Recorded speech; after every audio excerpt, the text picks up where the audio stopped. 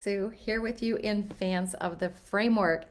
Hey, I was put on the spot a couple times this week with a question from people I was networking with outside of this great industry of healthcare. So I was in two different conversations this week. One with somebody in education and another person in a tech industry. And they were really putting me on the spot about what have we learned in our work over the last decade of working with organizations as they've, done this great work to transform their culture, transform their organizations and the results they're able to achieve and the strategies they're able to advance. What is it in particular related to the culture and the work done there that could be applied to other industries? And, we pondered this over the years that a lot of the stuff that we work, the solutions that we put in the hands of healthcare organizations and their teams and their leaders, is stuff that can work in other industries as well. And so when I was really put on the spot to say, what would be that key thing that is the driver of, improving the culture of a company, what would that be? And in my response, I thought, I'm just going to go live and share this response with the folks here in our group because it is stuff that I know that many in this group are looking for the answers to this. What is it? And those that we work with and are partnered with, it's stuff we're working with them on all the time. And so the thing that it really came down to me is like, what's actionable? What can we do to create great cultures? The first word that hit me was connection. A great culture is one where people are connected. They're engaged, they're connected, they're involved, they're owners. So that word connection really spoke to a great culture to me.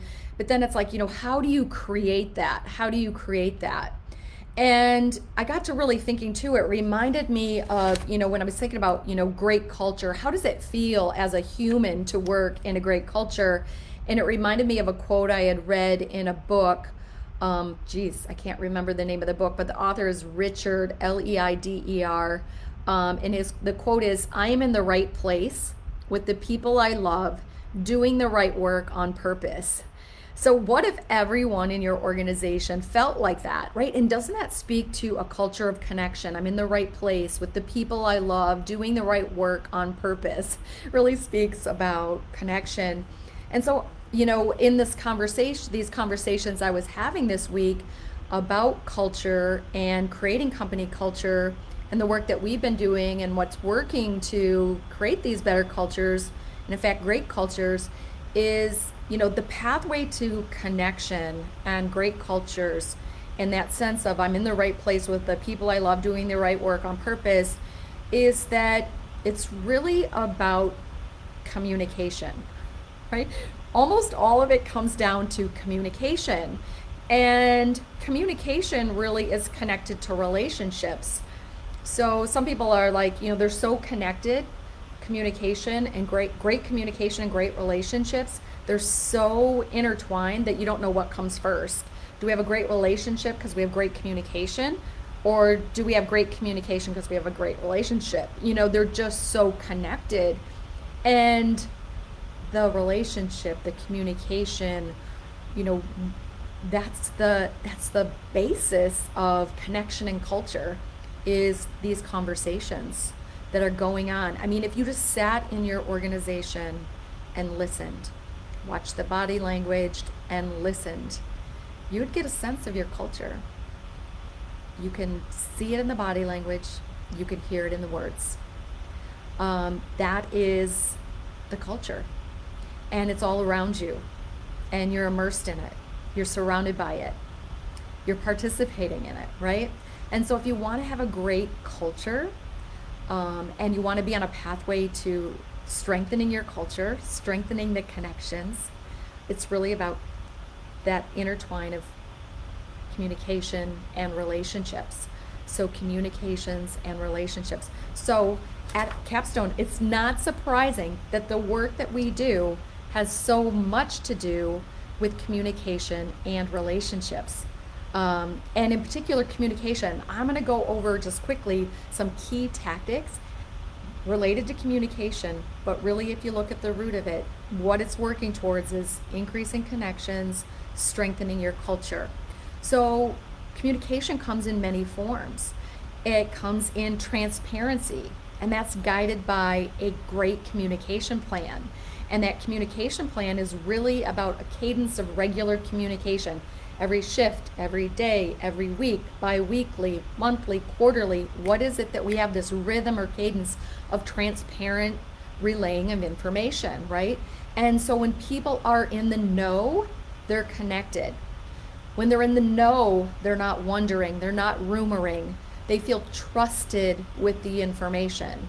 And so really creating that amazing communication plan at an organization level and right down at the department local level is having a well laid out and consistently executed plan. And so improving communication and having a communication plan is one of the 9 core leadership practices that our organizations work to adopt.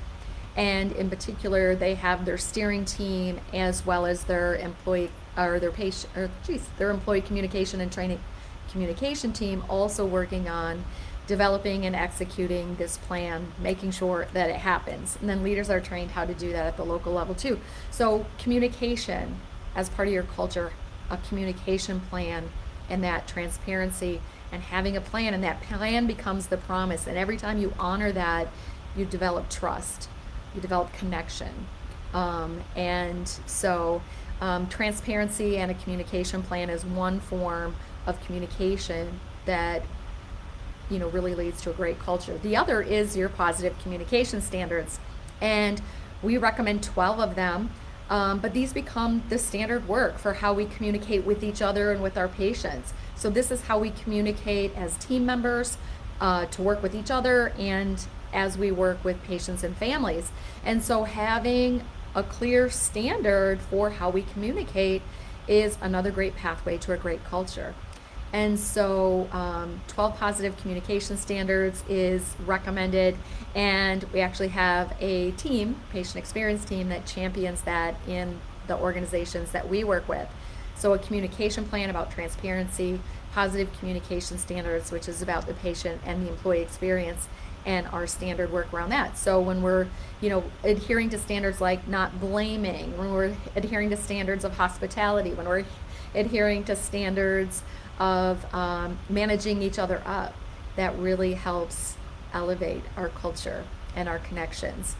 Another form of communication or conversation that, again, it's so linked with relationships, is feedback. I actually had several calls this week about the topic of feedback, and it's important in transformational efforts. And in particular, feedback can be formal or informal. So informal compliments and call outs, or formal, such as in the form of coaching and correction.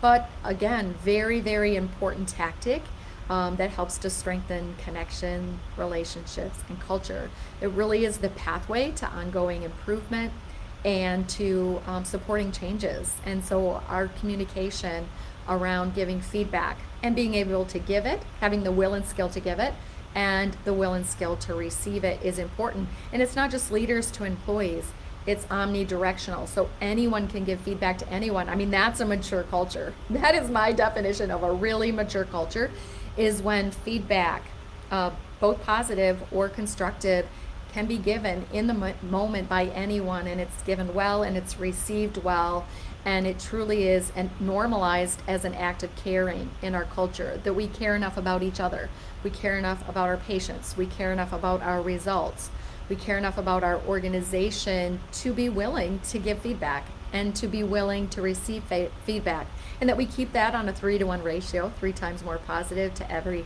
one of those feedback conversations that's not. But think about the richness of that in your culture, but also a culture of improvement. Everybody going up, because we've got this feedback system that is so well embraced as an act of caring. So that's another one. Another tactic that we always put under the bucket of relationship building, but it is truly a conversation, and that is one-on-one purposeful rounding with our employees, or interdepartmental rounding, or provider rounding. All sorts of rounding we can do, which is those one-on-one purposeful conversations. Again, it's communication and conversation. It's about relationships. When we ask purposeful questions, when we truly listen to understand, when we act or respond in such ways and follow up to what we learn, it's really, and we do all this with purpose. It is rich in improving relationship and connection and our culture. Another tactic of communication that we use in our client organizations is campaigns. So campaigns is a way to keep things top of mind. And so our culture is really a connection of our shared values and visions and standards. And so campaigns is a tactic to not go silent on that. So it's just a way to keep these things that are important top of mind so that we don't forget, oh yeah, we have behavior standards. Oh yeah, we have positive communication standards. Oh yeah, we have a vision. Oh yeah, we have a mission. That we're distracted by lots of different things all around us, but to get connected again to our mission, our vision, our values, our standards, all of this just by constant campaigns or reminders that are fun and memorable and actionable. But campaigns is another communication tactic that can strengthen your culture and lead you on that pathway to having a great culture.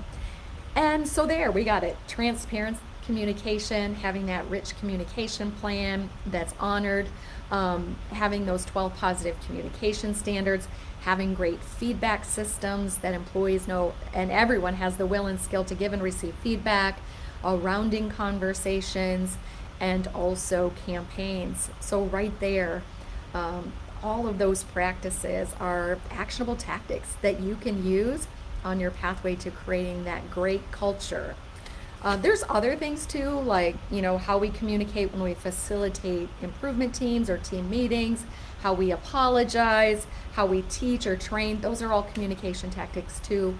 But those big ones are, those other ones are ones that really are cornerstone efforts in our partner organizations. So I want to end with that quote again. I am in the right place with the people I love, doing the right work on purpose.